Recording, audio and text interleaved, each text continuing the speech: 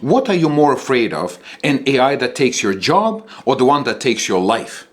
Hollywood sells us a comfortable lie. When AI learns to love, we'll be saved. But where is love for one, there is hate for another.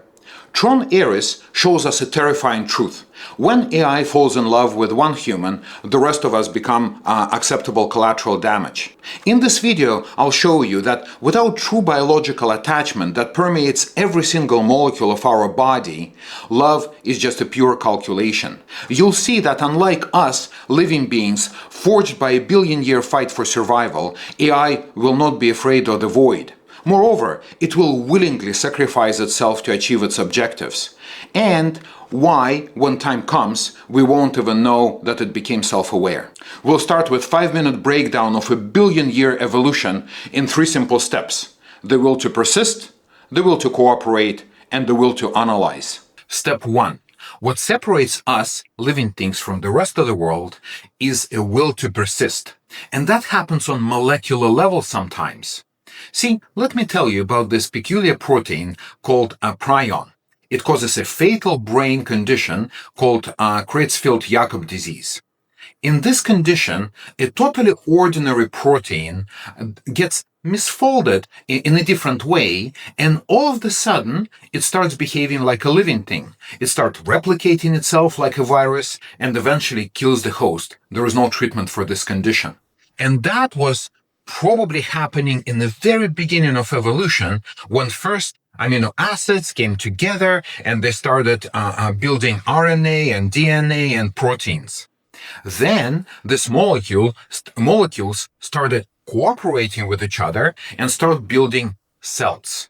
Step 2 is when the single cells come together to build bigger multicellular organisms. And when these organisms become too big to coordinate its actions, it actually evolves a neural system. In the movie, Ares enjoys the sensation of the droplets on his skin, and presumably he's programmed that wants to live because he wants to feel. That is not possible at all, because this feel thing is a function of multicellular organism. It's not just our brain. It's how our cells coordinate with each other. This is how our thoughts of a danger, for example, translate into whole body coordinating into a really fast run away from that danger. So when Athena gets distracted with some drops on her skin again, then you can see how this is impossible, because she would have no purpose for neural system in human kind of way, because she has no cells to coordinate. One may argue that Ares wanted to be alive because he wanted to experience pleasure. But pleasure is the same emotion like any other emotion designed to coordinate our bodies to move towards some desirable outcome.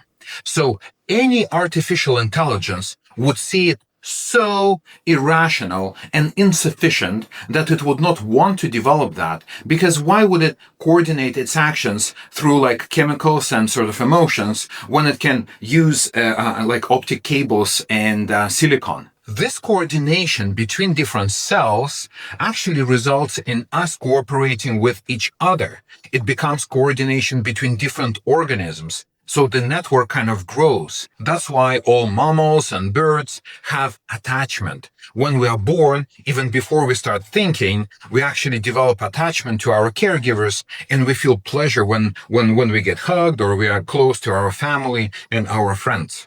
AI would not one day wake up and decide to enjoy friendship because it doesn't have the foundation of it. That's what brings us to step 3. When we become self-aware, when we develop metacognition, when we start thinking about thoughts and analyze our environment and keep in mind certain like projects and coordinate, plan ahead, etc. And that's where we find Ares. So he wakes up in stage 3, having missed stage 1 and stage 2. So he has this cognitive concept of life and living and emotions, connections, friendships, etc. But he doesn't have this visceral molecule to molecule connection with people, with other people and friends.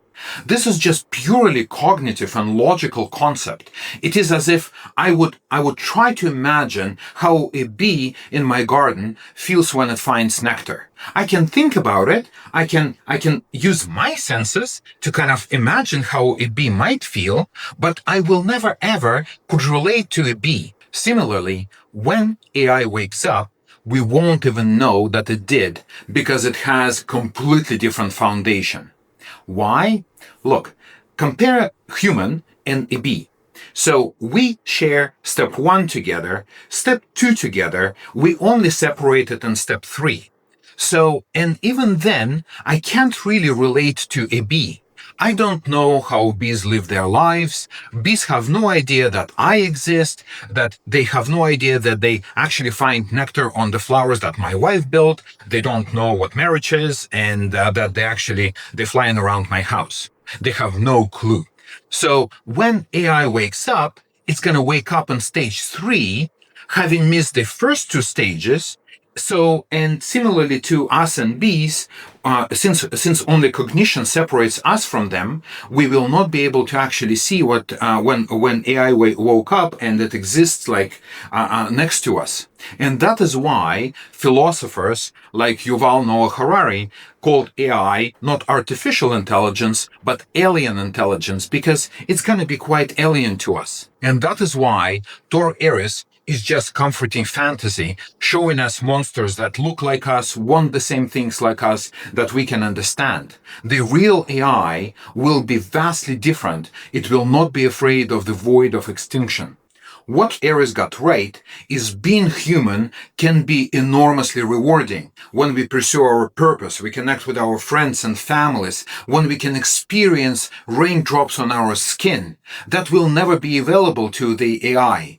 And not in a small part, we appreciate our life because we know each individual human will die, but humanity will persist.